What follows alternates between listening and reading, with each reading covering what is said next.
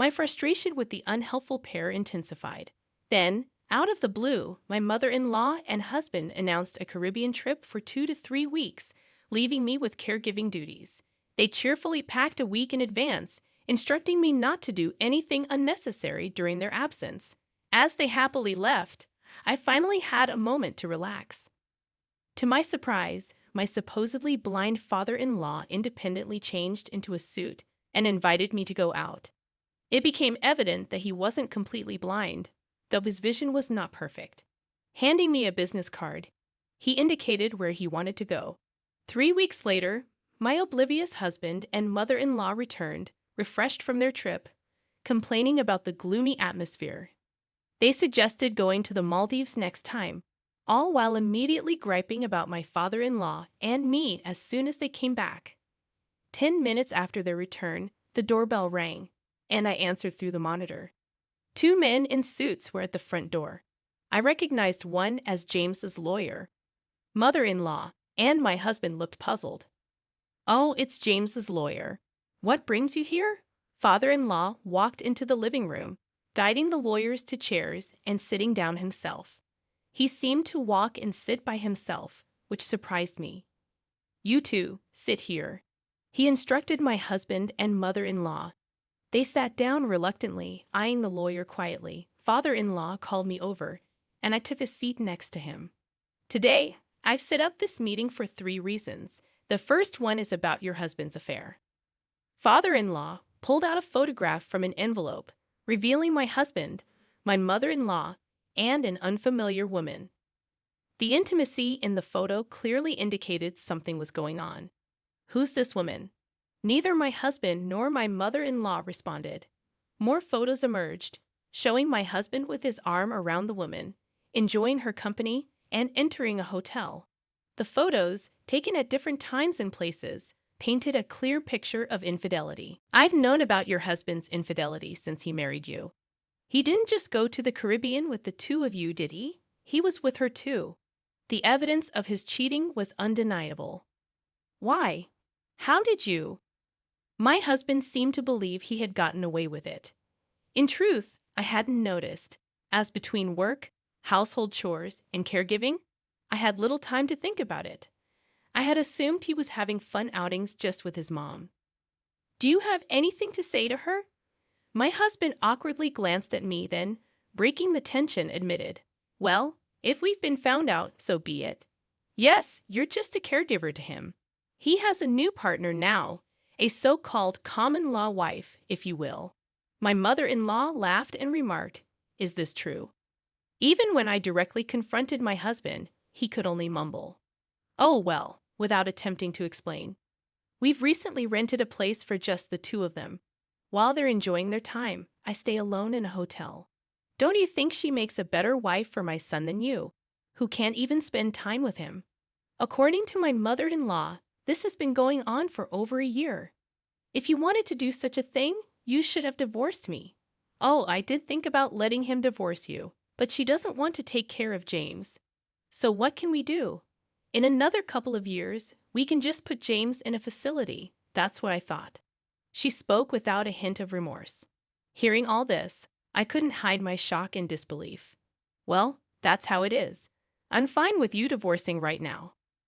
But since you'd be abandoning caregiving, don't expect any compensation in the divorce settlement." My sorrow turned to anger. Enough is enough. You can't just say whatever you want, playing with her life like it's some kind of game. Father-in-law jumped up with energy and yelled at the two of them. Husband and mother-in-law were taken aback. "But you've been hiding something too. You can actually see, can't you? Otherwise, how could you walk around your room and sit down by yourself?" Mother-in-law quickly retorted, "That's right.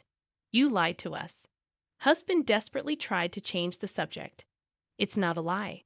I did go blind, but it's partial blindness. I'm not completely blind. I've been undergoing treatments, and right now I'm at an intermediate stage. Why then did you pretend you can't see? Pretend you all assume that on your own?" When I woke up one morning with bad eyesight, I went to the hospital with a home caregiver and returned in a wheelchair. It was you all who jumped to conclusions, making funny faces in front of me, thinking I couldn't see you. If you knew there was a misunderstanding, why didn't you correct us? That's not fair. The home caregiver tried to set things right, but I stopped her. I wanted to observe how things played out because it seemed like both of you were happy about my blindness. At those words, both my husband and mother-in-law looked away. It hadn't been a month since my father-in-law's blindness when I married my husband. All I knew was, my father was blind. I had assumed he was completely blind. Another topic is divorce. What my daughter-in-law and my son decide to do is up to my daughter-in-law. If needed, I can introduce you to a lawyer. However, the divorce I'm referring to isn't between the two of them. It's between you and me. Father-in-law directed his gaze straight at mother-in-law while discussing the idea of divorce. Divorce? Who even thinks about that? If we're going there, let's address the last issue.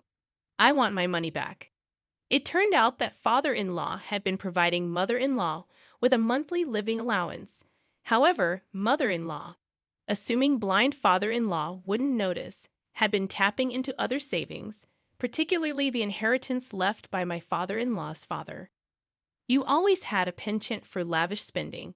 That's why I set up a fixed amount to be transferred to you through the home caregiver. But knowing your tendencies, I anticipated you might dip into other funds when you found out about my blindness. That's why I maintained separate accounts for my earnings and the inheritance. A year later, upon checking with the bank, it was revealed that around $60,000 had been spent in just that year. $60,000. It was astonishing that mother-in-law could squander such a significant amount of money every month. If I had that kind of money in a year, I wouldn't even know what to buy.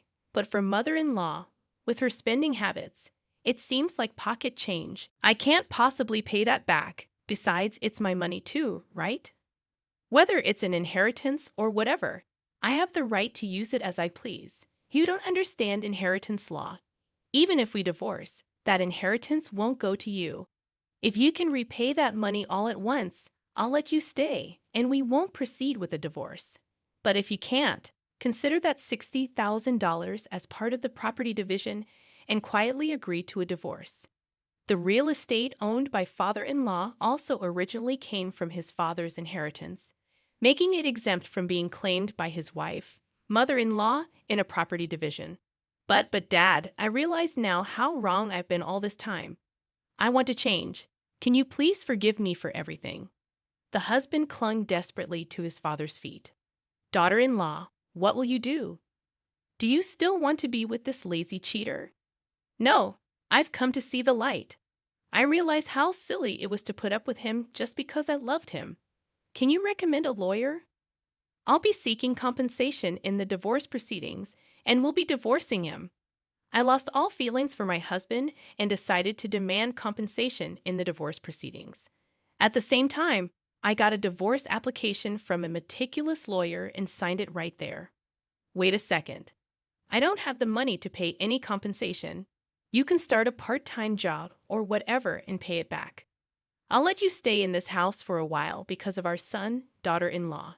Not because he's my son, but to keep an eye on him.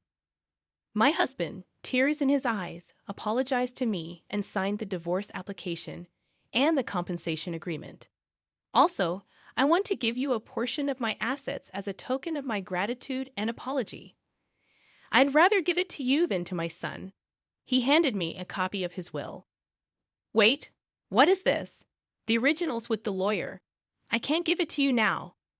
When I pass away, the lawyer will contact you at that time. I want you to accept my assets. The will stated that a portion of his property and bank deposits would be inherited by me. I can't accept this. I'd only been with them for just over a year. I haven't done anything special to deserve this from father-in-law. No, that's not true. You stood by my side and tried to protect me even when the two of them said such terrible things, father-in-law said with a gentle smile. What? Why are you giving it to that young woman? I've been with you for many more years. Quiet. What have you done for me? From the moment we got married, you left all the household chores to the help. And weren't you the same with raising our son? It was me and the maids who looked after him when he was young. I know about your affairs and that you spent money on your lovers. It's shameful what you and our son have done." Even my husband appeared surprised at father-in-law's words. "Wait, Mom said it was Dad who had the affair and that she raised me all by herself. What's going on?" Mother-in-law looked nervous, her eyes darting around. "Do you believe James over me?" It was evident to everyone that mother-in-law was lying. While my husband was taken aback, this dispute unfolded between father-in-law and mother-in-law. The truth that my husband had an affair was undeniable, and there was little sympathy for him given his own transgressions. The conversation neared its conclusion. Mother-in-law was compelled to sign the divorce papers and instructed to pack her bags and leave without resistance. Mother-in-law exited the house, and on that day, father-in-law and mother-in-law officially divorced. As for the compensation for my husband's divorce proceedings, father-in-law settled it in a lump sum, believing it would be in my best interest. My husband would repay father-in-law. I packed my belongings to return to my parents' home and arranged for them to be shipped. In the spacious house, thanks to father-in-law, my husband resided on the second floor, confined to specific areas to avoid crossing paths with me. I managed to steer clear of them for an entire month. With everything settled, on the moving day, the intercom rang, and to my surprise, my parents appeared on the screen. As I opened the front door, my father was already shedding tears, and my mother greeted me with a smile. It turned out that father-in-law had generously covered the travel expenses and made all the arrangements. Even though I had only informed my parents of my decision to get a divorce, they were well aware of the challenging year I had endured. As it happened, my father had received a call from father-in-law about 6 months after my wedding. Father-in-law, being transparent about the situation, had said, "I'll take responsibility and address the issue. I'd appreciate it if you could wait a little longer before coming to get her." Having heard the full story from mother-in-law to husband to father-in-law, my father realized that simply instructing me to return wouldn't be convincing. Accepting claims of infidelity about someone you love, especially without evidence or valid reasons, is challenging. Therefore, he chose to trust father-in-law's judgment. 2 years have passed since then, and it appears that my husband has been gradually repaying father-in-law. Thankfully, my job, which has been fully remote from the beginning, hasn't tied me to a specific location. I still maintain occasional communication with father-in-law, and my work is thriving. Despite initial concerns about growing weary of love, that hasn't been the case. I now have a boyfriend, and I'm enjoying a relaxed and happy life with my family.